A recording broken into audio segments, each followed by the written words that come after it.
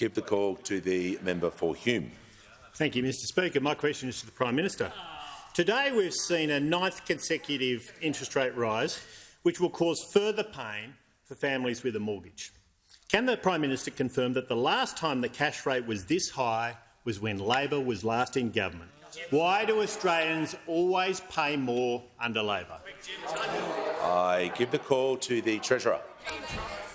Well, it's disappointing, Mr Speaker, but not especially surprising, to learn from a rare question from the Shadow Treasurer that it hasn't dawned on him that interest rates started going up on their watch.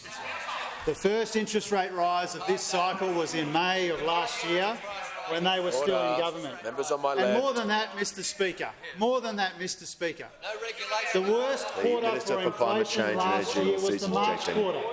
So in a difficult year for inflation, which was 7.8% in 2022, the biggest contribution in quarterly terms was the March quarter when those opposite were in office. And so, Mr Speaker, when it comes to the cost of living and the additional pressure placed on Australians and on the Australian economy by higher interest rates, one of the most important things that we can do as a government is to clean up the mess that the member for Hume left of our energy markets. And question after question from those opposite, about people who are doing it tough in this community ignores a very basic fact that when we asked the parliament to help people out and make their electricity bills a bit cheaper, they voted against it. Order. The House will come to order. Members will cease interjecting so I can hear from the member for Hume on a point of order. Relevance, Mr Speaker. Australians want to know why their interest rates always go. That is not a point of order. Because of the member's seniority, he won't be dealt with the same way as the member for Petrie. If you want to state a point of order, you do it shortly. You do not add additional comments. I hope that is very clear to the House, and I give the call to the Treasurer. Sometimes I wonder, Mr Speaker, if the Roads Committee have asked for their money back. Mr Speaker, the Treasurer will get on with his answer. To explain it to the...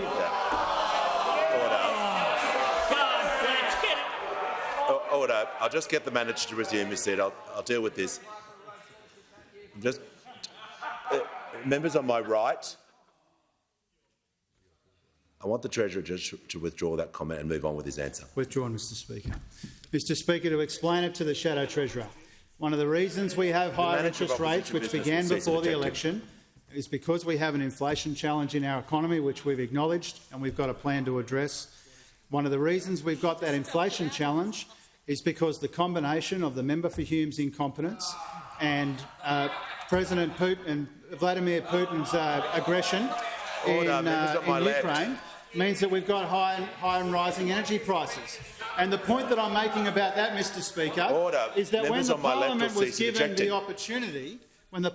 given the opportunity, to look after Australians facing high energy prices as part of this inflation challenge, which is pushing up interest rates, those opposite were nowhere to be found.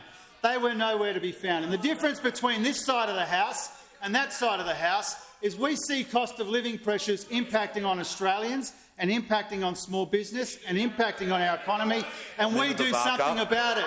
And those opposite just vote against it.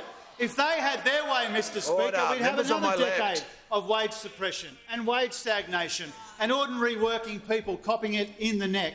We understand this inflation problem in our economy. We understand the pressure that rising interest rates put on Australian families and the Australian economy more broadly. We've got a plan to deal with it, and part of that means cleaning up the mess that the member for Hume left us.